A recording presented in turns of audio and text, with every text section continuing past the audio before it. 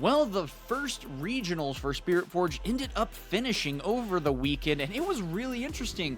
Draven ended up starting top 64 at over 60% of the field, but then only top 4 ended up making it, or only 4 ended up making the top 8. So what does that necessarily mean for the meta? What do these deck lists look like, and what can this mean for the anticipation of Spiritforged in English coming forward? All of that and more starting right now.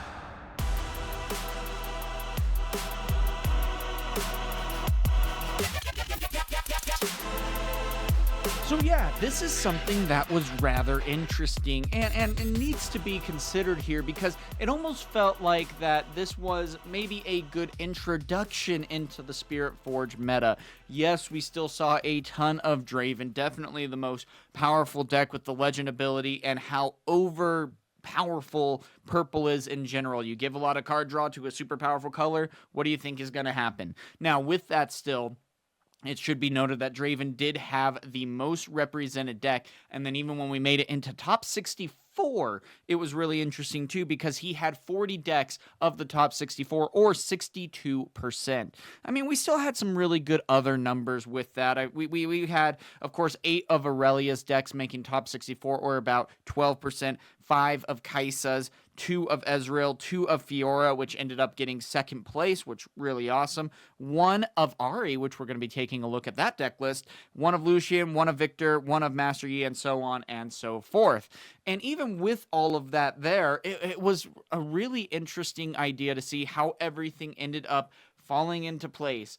And it very well seemed like, especially when 60% of the field was Draven, that Draven took out Draven in that case. There wasn't necessarily, yes, odds are if you made it into the top cut, you probably were going against Draven, but that also meant, likewise, that they were going to thin their own field that way. And still, even with these deck lists, as we go and look at them, it's going to be interesting, because we didn't see necessarily any miracle Draven, which is really interesting. We saw more of the conventional Draven, but even with that, we also saw the champion Draven list that was a very unique take that I gotta say, I am intrigued with to see how it might be able to do, especially against something like Miracle Draven. Also, the rest of the field wasn't necessarily all that well, represented here. I mean, yes, Draven ended up starting at 35% of the field, or 183 decks, and then 62 with Aurelia, 39 of Kai'Sa, 28 of Victor, 24 of Fiora, and 17 of Sivir, and 16 of Master Yi. So even down to the wire, we only had even 10 Ezreal, 10 Lucian, which is really interesting considering how powerful those decks can be. I mean, they still had a great turn 2 conversion rate of at least Ezreal getting 2 of the 10 and Lucian getting 1 of the 10. So kind of interesting to see how that all played out. But still, that's going to be the hard part. And again, like what I said, this is a good intro into Spiritforged. I feel like there still is, on the China side, a lot that needs to still be explored. Not only that, they had 511 competitors in total, so that's a lot different than the 1,200 or so that we are going to have in the Vegas and Italy regionals alike. That is a much wider field, a lot more competitive, and it's going to be a lot more interesting to see how all of that will play out. So we'll see, but it's going to be a lot of fun to watch how this continues to develop, because I really feel like we missed a little bit of the mark here, where, for example, Ezreal didn't necessarily have like a downwell Ezreal build, which I think is one of the better builds for him, just the way that is able to be utilized. And then likewise, we didn't see necessarily really any Miracle Draven, and so that was one that definitely took the meta by storm. It has a lot higher risk and reward in this case, I would argue, at least, but when it hits like insane. And if it misses, well, then you might end up losing the game, but that it is a very complicated deck to try to pilot. One thing I do like to see, though, is all of these decks trying to be represented. Now, of course, over in the English regionals, we do get the medal cards for the best placements, so if you do want to take something like a Lux, you are more than able to, and you can have some really fun stuff going for you there. But even still, I mean, we see Draven taking up a third of the meta here in this tournament, and I mean, likewise, even in the top 8, he ended up being half of the top 8. But still, even with 2 Aurelia, 1 a Fiora, and even 1 Annie, which we're going to be taking a look at, is really interesting to consider here. Now, with all of that, here is the top 16 alike with the best conversion rates out of the 10 of Annie. Of course, there was 1 that made it, so that's naturally going to be a lot better of a conversion rate there. Even still, we had 62 of the Aurelia going into 4 into the top 16, which is a pretty decent one. 9 of the 183 of Draven, 24 and 1 of the Fioras there, at least according to Riftbound stats. So really interesting to see in how all of that ended up playing out. Still, though, this is going to be the hardest part, though, is, 40 decks of a top 64 being 1 deck. 62%. Is that a big problem? It's something that a lot of people were complaining about, and especially when you saw, for example, the Draven in the finals. He missed his 2-drop, he missed a couple of plays and things like that, and still was able to take it to the Fiora and win that game 1. Now, still, Fiora would have won if she had her counter spell in hand. But unfortunately, she didn't, and the switcheroo was a very big proponent on taking down the Fiora. And so, yeah, that's the biggest thing there. But still, there's a lot of complaints that are to be seen here with the Draven being just so powerful on how and what constitutes a combat. And so that's going to be the hard part here, and something that is a little bit difficult for people to see, because we don't want this to be necessarily the League of Draven. Yes, we had Kai'Sa that ended up, running a lot of set 1 with Origins, but then as Annie came in and we realized that the meta is a lot wider than what we initially thought, it continued to go wider and wider, and that was really interesting to see. And even Annie possibly was one of the, if not the most powerful deck of set 1. You could argue Kai'Sa, you could argue Annie, you could even argue a few other options, maybe not well, but you could argue it. You're more than entitled to. But with that, this is going to be interesting to see how this continues. I really also love that we saw an Ahri make it. We're going to be looking at that deck list too, and that's going to be the biggest thing for the rest of this video. Just so you guys know, we're going to be looking at a lot of the legends that might be a little bit of a surprise, but also that ended up being the best decks here. So, first and foremost, with the winner, like I said, this is going to be a little bit different of a deck list than what we initially anticipated. I really do like, of course, the Draven ability says that when you win a combat, draw 1. Awesome. That's really good. Then he also ended up having Targon's Peak, which allows you to ready 2 runes after you conquer it at the end of your turn. Obelisk of Power to channel 1 rune additionally, and Reaver's Row, which when you defend here, you may move a friendly unit back to base. Really good to have, really helpful. Likewise, then you have 1 champion unit of Draven, 1 cleave, 3 stacked decks, 2 spinning axes, which is one of the best cards of the Draven deck, being able to be a +3 for 2 and a power, and being able to play it at reaction speed can really catch your opponent off guard. Then, of course, you have the 1 of the Deflected Poro, 3 Overzealous Fan, which allows you to, while I defend, you may kill me, to move an attacking unit to its base. So basically another Fight or Flight, 2 Tide Turners, 1 Treasure Hunter to be able to create treasure when it moves, 2 Falling Stars, which was a pretty big attribute in getting things moving. Fight or Flights, 2 of them, 2 Rebukes, 2 Ride the Wind, 2 Switcheroos, 2 Edge of Night, or 3 Edge of Night, which is a hidden equipment that can add 2 as well. Really great ability there. Then also 2 Kaisas, 3 Noxus Hopefuls, 3 Dariuses. One of the biggest difference makers was Thunder Song, being able to stop your opponent from playing cards for the rest of the turn. He runs 2 in the main deck, 1 Ferris Forerunner, and a Mind Splitter. Now, Mind Splitter is a really interesting idea there, but when you create a lot of gold generation, getting the Mind Splitter out can really shut your opponent down, especially as it is a unit ability that is activated and not necessarily a spell ability. Because of that, you are then able to, look through the hand and pick a card and discard it. That's a really big deal there. And that's one of the nicest parts about Mind Splitters. You can pick one of the best cards there and just say, yeah, you're gone. And it can't necessarily be defied or reacted to. Not So Fast can target unit abilities, if I recall correctly, but it can't target Mind Splitter there in that case because it is not targeting a unit or a gear in this case. So really powerful there. Love this deck list in general. This is one that I would even maybe want to try to test to see if there is maybe something there, but it's really interesting to see how it all played out. And of course it won out of the 511 decks. Likewise, you have 2 against the odds. Again, that really helps when you are going against the token decks because it specifically says that give friendly units at a battlefield +2 this turn, or give a friendly unit +2 this turn for each enemy unit there. 1 additional Ride the Wind, 1 long sword, which can also be played at reaction speed, an additional Kaisa, 1 more Thunder Song, 1 more Forerunner, and 1 more Mind Splitter. So kind of an interesting idea with the deck list, but it was able to do a lot of things. And I gotta say, Switcheroo being able to switch the mites was a really big difference maker and the big deterrent that gave him that game 1 victory. He was going into something and they played their punch first to add +5 to a unit.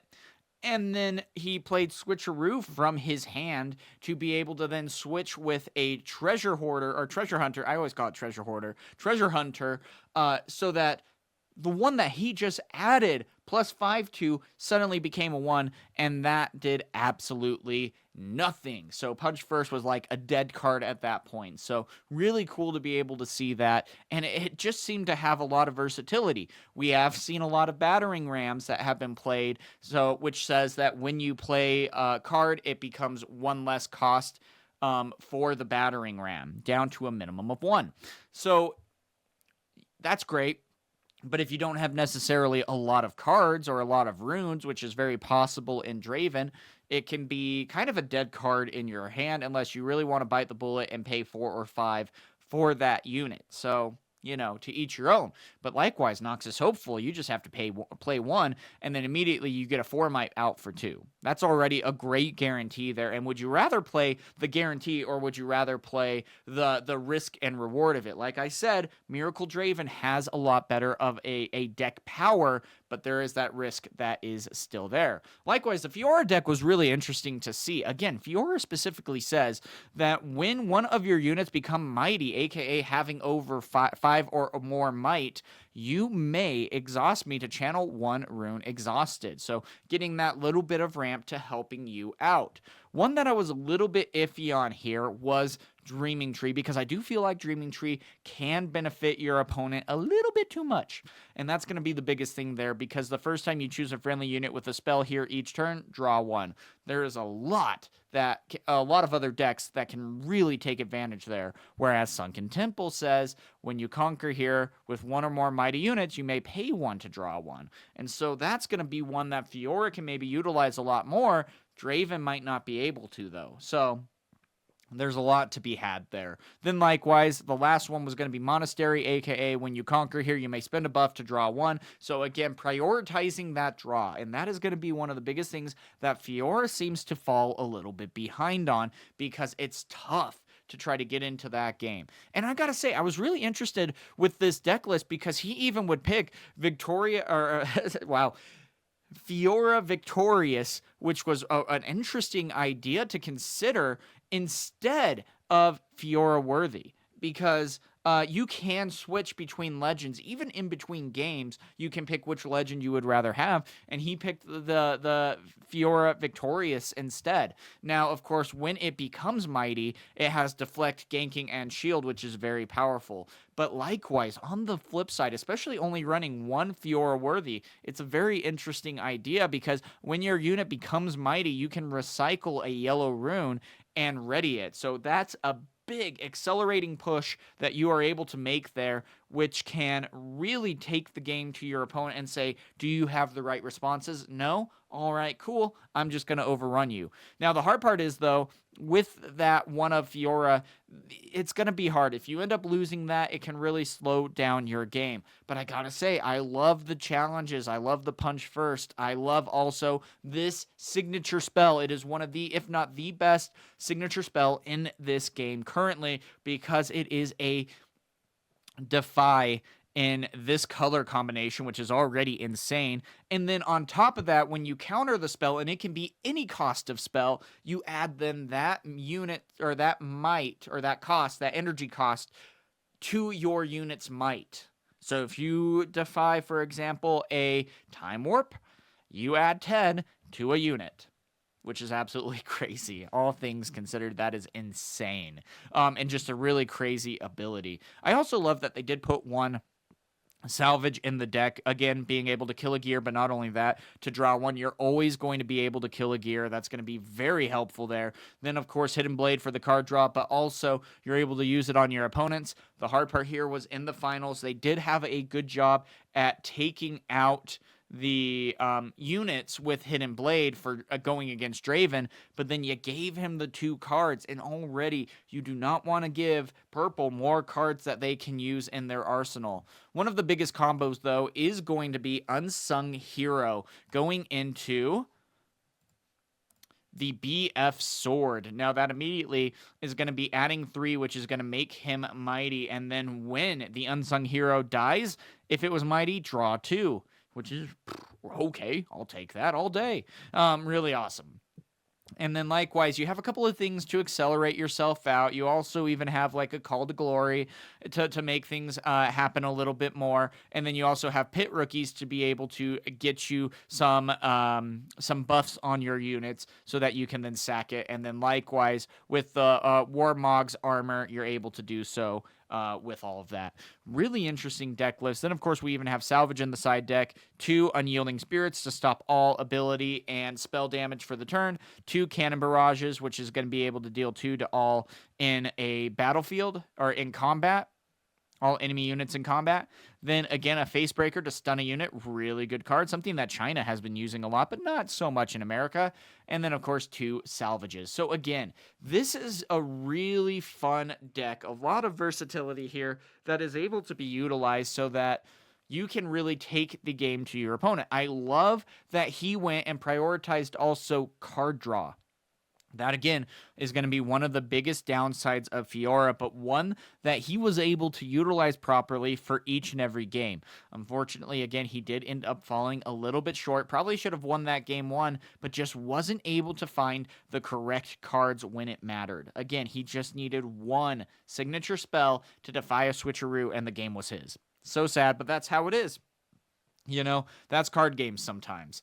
Even still, though, I mean, the rest of this deck list, or the rest of these deck lists are really interesting. I gotta say, I love the Aurelia, and if you guys want to see a really awesome match, I would highly recommend watching the Aurelia versus Ezreal. That was just a really fun match to watch, and it was just back and forth the entire time, and really just like a fun way to interact with everything. Aurelia has insane movement, and Ezreal has a lot of draw and speed, and a lot of removal, and there's a lot of ways that you need to play around that. So really fun match to be able to watch, and highly recommend that. Likewise, though, Aurelia is a really dynamic legend, but the biggest thing that's really tough about this legend is that you might not have a lot of units. That's going to be the hardest part here. Now, luckily in this case, and I do really appreciate this build because they do go a little bit heavier on actually playing more units. You know, you have 1 Aurelia, you have 2 Lonely Poros, 2 Tide Turners, and then you even have down here a Stellacorn Herder and 2 Draven Audacious. So really, I like this build a lot more because sometimes if you do take out 1 Aurelia of Aurelia's units, that very well might just be it, and that is slowing you down so much. Likewise, though, it is interesting that there is only 1 stacked deck in here. You're already going to be drawing a lot of cards in general, but still definitely is something to keep in mind. Likewise, the 3 Battlefield Sunken Temple again, also Obelisk of Power and a Dreaming Tree. So pretty same theme there, though Aurelia can utilize the Dreaming Tree a lot better than what maybe the Fiora could in this case. Still though, really love this deck. The signature spell is also so good for Aurelia. Defiant Dance, you're able to give +2 to a unit this turn and -2 to another unit. That can be anywhere on the board. Now again, that doesn't say to a minimum of 1. And if a unit goes down to 0, that doesn't mean that they die. That's going to be the biggest thing. That's the difference from like Magic the Gathering and this. That just means that they no longer deal any combat damage. They can still live. If they even go into negative might, they can still live. Keep that in mind because that's going to be a big deal, especially as we get closer to the pre-release events and things like that. You don't want to be losing your units just because you don't know the rule. That really sucks. But with that still, love this deck. Love also that they have 3 not-so-fasts. Now, this is at reaction speed, and you can counter an enemy spell or ability that chooses a friendly unit or gear. Again, there is no cost that is added to this. Yes, you do have to pay like 1 more than Defy, but okay, I'll happily do that to not have the caveat that's there with Defy that's like, well, the max of 4 and max of power of 1, you know, kind of thing. And so that's going to be the hard part is, but not so fast is so good because if someone says, all right, I'm going to play Singularity targeting this and this, and you're just like, not so fast. Boom, it's done. Cool. All right, you just spent six runes and I spent 2 and stopped you. And that can really slow down your opponent. So something really fun to be able to keep in mind there. Now, likewise, having 3 fighter flights, really good. No overzealous fans in this. They don't necessarily need it. They need the spell draw, and they need the ability to maneuver Aurelia around the board and deal with combats. Likewise, I do really love 3 Guardian Angels. A lot of people are committing to the Guardian Angel and to the Zhonya's Hourglass, and this one specifically was only the Guardian Angel. Likewise, the Siren. Pay 1, tap it to move a friendly unit at a battlefield to your base. Very good card, very well to be used because it can immediately target them and move them back. It will keep them ready because the spell is doing the moving, not the unit in particular, which is really helpful. So you can grab Aurelia, move her back. You've chosen her, and you move her back, so she gets +1 on top of that. And then you can attack in. You can do even like a discipline, add 3 because you target Aurelia. You draw a card. Like there's a lot of bonker things here. Also, gotta say, Lonely Poro, best card. I love this. Just the art. I feel so sad. I already am a little more depressed now that I'm watching this. But still, I absolutely love the artwork of that card. Just got to call that out. One of the biggest cards, though, and I really do feel like this needs to be a 2 of, and that's it. 3 of is too much. 1 of, you're never going to see it. But Stellacorn Herder is so good in Aurelia, period. Why? Well, when I move, draw 1. How many times is Aurelia going to be able to move? Oh, probably at least 20 times a turn. Easy. No, not really. But you're going to be drawing probably 2 to 3 cards, maybe even 4 if you really get the maneuverability going well. And Stellacorn Herder capitalizes on all of that. And you just draw a card. It doesn't have a limit. You just draw a card every time it moves. It's awesome. And so there's a lot to be had there, and especially with something like if you ride the wind. So you play the Stellacorn Herder, you ride the wind, you move it into a battlefield, it draws a card, it's already ready, it moves back, call it good. Or on the following turn, you move it into a battlefield, you play Ride the Wind, you move it back to base, it's ready, you move it back into a battlefield, you drew 3 cards. Again, absolutely bonkers there. I gotta love it. Then also even Draven Audacious. I love this inclusion here because again, you're able to utilize a lot here. This is the 4th place deck here. And it says, the first time I win combat each turn, you score 1 point. And when I die in combat, choose an opponent, they score 1 point. And so again, with already 6 might for 6 and 1, that can be a lot that is able to be used there. And then you can hold and then maybe ride the wind over to the other battlefield, and Draven by himself can score up to 3 points. Absolutely bonkers there. Gotta say, absolutely love having this deck list. It is just one that is able to do so much, and I think that is one of the better balanced Aurelia decks that I have seen. Again, I think sometimes people go a little too spell heavy. You need to have that balance where it's like, yes, I want the majority to be spells, but I want to also be able to calm it down and still be able to find my units. Likewise, this Annie deck is going to be really interesting. I love that Annie was able to do so well in this tournament, because a lot of people are just like, well, I mean, if you're going to be playing this color combination, you might as well be playing Draven, because if you're getting the card draw, why wouldn't I? And it's like, yeah, you're right. Sure, that's great. But at the same time, it doesn't matter, because Annie has just such a good legend ability that at the end of your turn, ready 2 runes. Great job there. Great ability to basically extend your runes by 2. You know, Rek'Sai kind of extends your hand size by 2 when you conquer. Annie extends your rune size by 2. You know, really fun to see that. Then you also have Star Tipped Peak, because again, Annie can kind of struggle with the power cost of things, Dreaming Tree to capitalize, and then even Obelisk of Power, again, because she is so power hungry. Now, likewise, you're not necessarily seeing any fizz in here. This is actually a very good homage back to the OG Annie here. And that's something that's going to be interesting to see. And one thing that I really wanted to point out, because especially when Spiritforged first came out in these early videos that I was making, it felt like Annie had gone too far into the set 2. And lost a lot of what made Annie great. You're seeing that step back here, and instead now you're seeing a much better balanced deck here, I think. Now, you still have, of course, 3 Cleave, 3 Stacked Decks, 2 Pouty Poros, 3 Tide Turners, 3 Treasure Hoarders, 2 Fighter Flights, 3 Flashes. Sorry, guys. I know that's confusing. 2 Hard Bargains, 2 Rebukes, 2 Switcheroos, 3 Sneaky Deckhands, 2 Invert Timelines, 2 Draven Vanquisher, and then also 3 of Kaisa, 1 Darius, and 3 Ferris Forerunner. So then even on the side deck is really interesting, something that needs to be considered here too.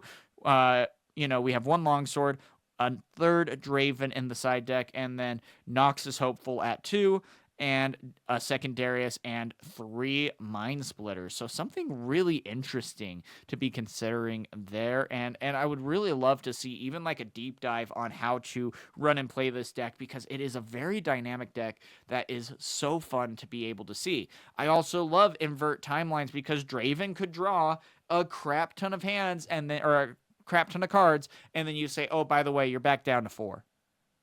Also, you don't get to pick what those cards are. You just discard your entire hand, and you draw 4. That might be a good counter also, something to keep in consideration as you are going against Draven. Invert Timelines could be really good. And then likewise, of course, this is just a really fun deck. Again, it kind of goes back to the standard Annie that we've seen. I still love the Pouty Poro here, because it does have the deflect. Deflect costs are so powerful, because when you do send like a Pouty Poro in and they have a Fight or Flight, they don't want to necessarily pay the 1 rune. Draven can really struggle when the power cost has to be paid. Draven needs a lot of runes to really get going and get focused, but has the caveat of having a lot of power that is needing to be paid here. So again, this is going to be a really fun deck. I love the idea here and what this competitor was able to do. And again, the 3 Flashes, awesome. 3 Stacked Decks, I mean, even 2 Hard Bargains, great balancing here. I don't necessarily have any complaints. I maybe would say go and bring one of the Forerunners down to 2 to add a 2nd Darius maybe. But otherwise, I just really love the balance of this deck. I played so much of Annie in Origins, and this was an absolute blast to be able to have. So I gotta say, Annie is not dead in set 2, and nor should people think that it is. Kaisa, on the other hand, kind of struggled, didn't have a very good day 2 conversion rate, and it makes a lot of sense as to why. There is a lot of spell removal, but again, you're not even necessarily playing your signature spell anymore, which is something that should really be considered here. Why? Well, when you have something like Not So Fast and you lost the reflexive spell trigger, well, Not So Fast, you pay 7 and then they just defy the spell in its entirety. And you lose those 7 runes. You don't get them back. Okay, cool. That just really set you behind. So again, you're seeing that kind of step back, and even like something like Singularity didn't even make it into this deck. I mean, heck, even something like he's only running 1 Time Warp, and it's in the side deck. Why? Because you can defy that stuff now. If you're going against purple, which is the majority of the meta, most are running hard bargain. Well, you pay 10, you sacrifice 4 runes, and then they hard bargain it. Yeah, that sucks. Still, though, otherwise, I really like the idea of this deck, but it seems like Kai'Sa is in a sense of a discovery phase and might have even taken a little bit further of a step back at this point. You do at least have the Void Gate, which adds 1 additional damage to spell cards. Then you also have Obelisk of Power to channel an additional rune, and Candlelit Sanctum to dig through the deck some. You also are running new things like Premonition. That is 2 and 3 blue power there to be able to draw 3. And that's going to be really interesting there too, because you don't necessarily have a whole lot of ways to be able to make a lot of gold. But still, this is the deck that ended up getting 10th place out of 511 players. And then likewise, on the side decking, it's really interesting because you have a second Bellows Breath, you have 2 retreats, 2 of the Piercing Light, which is a really interesting card that can be repeated. It says deal 2 to a unit at a battlefield, then deal 2 to up to 1 other unit. Really awesome there. Then likewise, you have 2 Thermo Beams to deal with all the gears. That also destroys every single piece of gold. Keep that in mind. And 1 Time Warp. Likewise, though, I do like how they kind of switched the spell removal for the unit abilities here. You have 3 First Forerunners. You also have 3 Thousand Tail Watchers. So already you're going to be able to utilize a lot of that. And then instead you also have things like Longsword that you are able to utilize, and even 2 Thundersong, which is really cool because, again, I think that very well might be a very big game changer. When you're going against Draven, they can fight or flight at that point at reaction speed to their unit and move him back to base. Okay, cool. Well, that's necessarily going to mean that I don't have to deal with that. I'm not giving you a card, and now I get the point.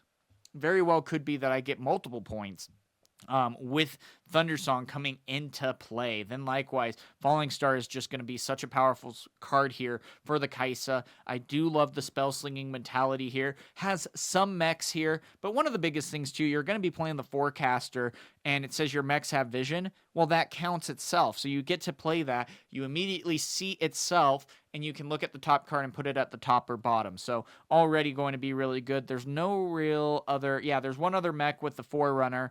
Otherwise, not a whole lot there, which is going to be really cool to see how this continues to get incorporated here.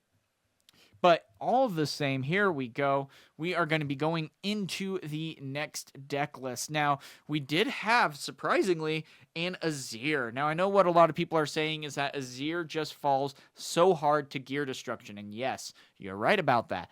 But if you're missing your gear destruction, Azir can run rampant and can be one of the most aggressive decks in this meta. So that's why he is so scary and why you got to be so careful with everything. So you have Ornn's Forge, which is really good. While you control this battlefield, the first friendly non-unit token gear played each turn costs 1 less. Woo, that good.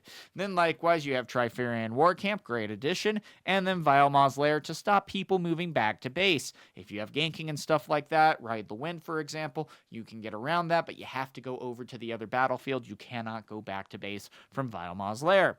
Then likewise, the leader themselves, the champion Azir, has Accelerate, and then also when I attack, you may move any number of unit tokens or of token units to this battlefield. So all your sand soldiers are just like, hey, I'm gonna join in, and that could be a great final push for you to be able to win this game. You're likewise going to be playing a lot of gears. Now, Eye of the Herald, really good card. You can attach it. Now, of course, your Sand Soldiers also all have Weapon Master. So you play out Eye of the Herald, you play out your Sand Soldier, then it automatically gets equipped because the Sand Soldiers have Weapon Master due to the Azir legend. And then on top of that, when I move, play a 1 might recruit unit token here. So you're just able to create a lot of units through a ton of moving, and that is very dynamic to get things moving. Then you have Lonely Pour to be able to draw when it dies alone. Don't we all? Desert Call, you play a 2 Sand Soldier unit token. You also can repeat, so for 4, you're able to get 2 soldiers. Really helps with like the board wipes or things like that. 3 Disciplines for the +2 and card draw. Thwonk is such a good card. It also is repeatable, so for 4, you can stun 2 units or 2 for 1. Great deal there. Then even like Call of the Week is so good. It sucks that you are going to be sacking possibly one of your Sand Soldiers, but at the same time, if you have something like Eye of the Herald, you can sack one of your 1 might units, and that's gonna be that. And someone is gonna on the other side losing something very powerful. Likewise, I love kill a friendly unit or give plus by equal to its might to another friendly unit this turn. Draw 1. If they're attacking into a battlefield and that unit is going to die, you can use Death Grip to be able to sack a unit in the base. It's already got a equipment equipped to it, so it could be like a 4, 6, or 8. You add that might to the unit in the battlefield, and it's like, okay, cool. Can you actually take care of it now? No? All right, cool. I hold. Very powerful card. Love to see it. 3 Hidden Blades, 3 Brutalizers, which also when it is attached to me this turn, I have an additional +2, so could attack him for 3. 2 Guardian Angels to protect the important things. Guards at 3. It can be played hidden and play 2 Sand Soldier unit token. You may pay 1 Yellow Rune to be able to recycle it and have them readied. And then likewise, 3 BF Swords, which can automatically be equipped. And then the signature spell, Arise. Play a 2 Might Sand Soldier unit token for each equipment you control. Then ready 2 of them. Such a powerful card. And again, though, why it can be a little bit of falling short if you go with all the gear destruction. Especially if you have something that destroys all gears, well, then you're going to struggle. But a lot of times, that's only going to be against red. And I mean, you've seen in the deck so far, really only Kaisa has been the one running it. So kind of interesting. I think Annie might have also, but I can't remember at this point. And then, yeah, really fun stuff, really cool dynamics. If you really want to try a fun deck, this is one to watch out for. I love what Azir is able to do and how powerful he can be here. Likewise, a few more decks that we are going to be looking at. We're going to be going into Lucian, then we're going to be going into the Ahri, and then ending with Ezreal. So things to keep in mind for the rest of the video. But going into Lucian, now this is kind of a difficult deck because in a lot of ways, he is a lot like what Azir is able to do, but without being able to create tokens. His ability as a legend is so powerful though, saying that your equipment each give assault. So they get +1 while attacking. You have 3 gear attached to 1 unit. It gets +3 assault, not only counting that, but also all the might that was also added with what you've equipped so far. Really crazy right there. Then, of course, you're running 3 Lucian. Really great card right there. Has Weapon Master, and the first time you conquer each turn, ready me. That's going to be a big deal because you can watch out for the Dravens in the sense of you move in with Lucian, you conquer, and then you move right back out. You're not going to contest that battlefield with them, and you don't need to. You're going to be able to continue to take things. Likewise, we have something new here, Blood Rush. We've seen a lot of cleaves, but not a lot of Blood Rushes. And especially Blood Rush can be a repeatable action here, so that's really cool. And then you give a unit Assault too. Now, why are people playing cleave instead of Blood Rush or vice versa? It's really user preference at this point, but I personally love Blood Rush a little bit more here. Then also even Punch First to add +5 to a unit. And then also Sabotage to be able to look through a deck, pick a non-unit card, and then put it onto the bottom. Then likewise, Relentless Pursuit. It's an action card. It's a signature spell. And you move a friendly unit. You may attach an equipment with the same controller to it. This turn, that unit has, when I conquer, you may move me to my base. So a great way to get in, get out again. Then, of course, you have things like challenge and angle shot, which allows you to take away a unit's equipment and be able to draw one. Great counter for a lot of things.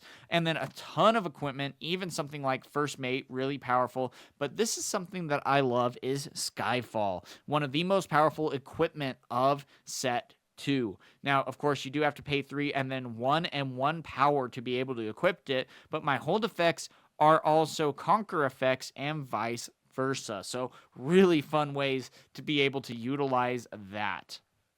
And then also Bone Shiver has the ability that when I conquer, channel 1 rune exhausted. Then, of course, only 1 Kaisa in the deck, or 3 Kaisas in the deck. He had 2 different versions, sorry. 1 Akshan, 3 Trinity Force, which can be one of the biggest ways to win your game. When I hold, score 1 point, and also adds +2 might. It does cost 4, but that's perfectly fine. And then again, Thunder Song in the main deck, and for first Forerunner, and then also 3 Ruin Runner, which is very powerful to be seen. And just says I can't be chosen by enemy spells and abilities. Again, though, I will say that Ruin Runner really sucks when you have no board. If you do have a board, though, and then you play Ruin Runner, it is that final, cut. It just really sucks because it's like, oh, how am I going to be able to defeat that? And all in all, I really love Lucian. It feels like, though, he is not going to be that top tier deck necessarily. There's a lot that can be to his detriment in this meta. And even still, getting a 22nd place finish is really good. And I'm excited to see what else is going to be done here. Likewise, we have the Ahri. This was actually a surprise, and my friends have gone against a couple of Ahris on TCG Arena, and it's been something that's really surprised them. For those of you who don't remember, Ahri's legend ability specifically says that when an enemy unit attacks a battlefield you control, give it -1 to a minimum of 1. So really good there. Then likewise, you have your champion ability, and especially with Falling Star not being in the meta nearly as much, this Ahri champion is so much more powerful. And it's when I attack or defend, give a unit here -2 this turn to a minimum of 1. Then likewise, you just have a lot of defensive stuff going on. You're also even running things like Desert Call, which is really interesting to be able to play a 2 Might Sand Soldier unit token. And then even things to protect your stuff like Emperor's Divide, being able to move any number of friendly units at a battlefield to their base. Really good there. And then you even have things like Feral Strength that can be played at reaction speed and repeated to give a unit +2 or +4 if you repeat it. And then just a lot of really other good dynamic stuff. I gotta say, if you are thinking about maybe playing an Ahri, this could be something to really catch off your opponent in this set too. It also is looking relatively cheap. I mean, what all is really expensive in this deck outside of the Time Warp, which you're running 2 of, but you don't necessarily need to. You can substitute that out for other stuff. You know, you have the Thousand Tail Watcher and the Ahri, but otherwise, everything is going to be relatively cheap. And so I absolutely love all of this combinations. You're able to also control the battlefield a lot with Blitzcrank, a great addition to the deck. You have some ramp going on from Find Your Center. Zonia's Hourglass, which also could even be switched with Guardian Angel if you want, but if not, Zonia's Hourglass is also incredibly cheap. And also, Eager Apprentice is a really interesting ad, because while I'm at a battlefield, the energy cost for spells you play is reduced by 1 to a minimum of 1. So again, that's going to be something really interesting to incorporate, because also if you have a Sona out there too, while I'm at a battlefield ready for friendly runes, you're already going to be drawing a lot of cards as it is. And then on top of that, it's like, well, here we go. So Ahri might be one of the sleepers of set 2. So keep that in mind as we go into this, because yeah, it's going to be really interesting to see how everything else is going to unravel. I love this deck. Excuse me. I love this deck, and I can't wait to see how it might do in this meta. I might build an Ahri. I might have to a little bit. I'm tempted to. I'm not going to be taking it to Vegas by any means. No. But I would take it to my Nexus Knights. I would take it even to a skirmish, because that's just fun. I've taken a different a different deck to every skirmish, which is kind of fun. Anyway, with that, we also have here we go with the Ezreal. Now, of course, like what I've said, I really do feel like the Downwell Ezreal is probably one of the most powerful versions of this deck. Now, likewise, Ezreal's ability says specifically that at reaction speed, draw 1 and use only if you've chosen an enemy unit and or gear twice this turn with spells or unit abilities. Awesome. So if you do something like Stupefy, well, then you draw 1, that's already 1 target, and then you do something else, well, that's going to be 2 targets. Bellows Breath can get those 2 targets going so that you're able to draw a card. And then you also have some Seals of Discord to incorporate the Called Shot, which is just one of the craziest combos, because what you do is you play Ezreal out come turn 2 or turn 1, you discard 1, you draw 1. He also has the ability that says optional additional costs you pay cost 1 or 1 power less. Guys, that includes accelerated costs, period. I had some people saying that it didn't. It does. Now, the biggest thing with that, too, is Called Shot is going to be really good because then Ezreal immediately covers the repeat effect. Called Shot says, look at the top 2 cards of your main deck, draw 1, and recycle the other. Then, on top of that, you also have 3 Seal of Discord, which is going to be really good because then you are able to go in and draw those cards, and you get to play it for free. And so I really like this idea. One thing that's different here than what we normally see in decks is going to be Cull. This is going to be something that allows you to make a lot of gold because when I Conquer, play a gold gear token exhausted. So early game, that is going to be something that you can utilize to your advantage to really mitigate your power costs, which is something that Ezreal has a lot of. One thing that's really interesting, though, is that there is no Fizz in this deck. I really do think that we do need to utilize some Fizz, but instead he has a really interesting dynamic, which is Pit Crew, one that I really want to keep an eye on and maybe even play test a little bit myself, because when you play a gear, ready me. Okay. Well, how many gears can we play? Well, by the way, gold is a gear, technically, and also then you have the Seal of Discord, and you have a lot of other ways to be able to make all of these gears, and then also, by the way, oh, that just is ready up. I have a 3 might ready to be able to attack in. That's scary. All right, cool. I'll take that. So really fun ideas there and something really cool to be able to get done.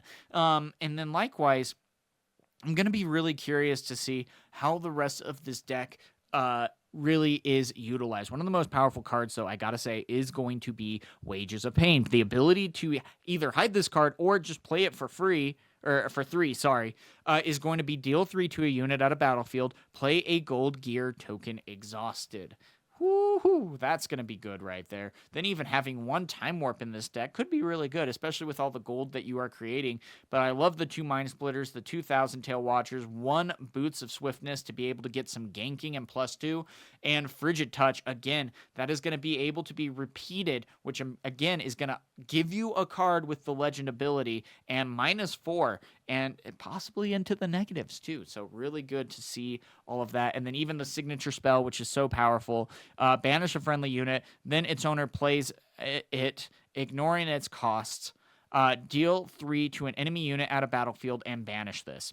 You can do that on a 1,000 Tail Watcher. It banishes, it comes back, you minus possibly 6, and you're dealing 3 to another unit. That could kill it. I mean, I don't know how you survive otherwise, so there's a lot of really fun ways to use this. Again, though, then afterwards it gets banished. So really powerful deck. I love the idea that was able to be done here. It ended up getting 29th out of 511th.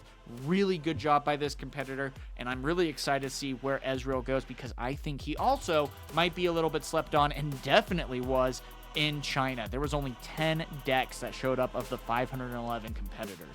So anyway, with that, guys, that is going to be the video. So what are you looking forward to with Spiritforged most? What are you thinking is going to be able to really surprise this meta? What deck do you think is maybe a little bit slept on? Let me know down in the comments below, and until next time, guys, have a good one.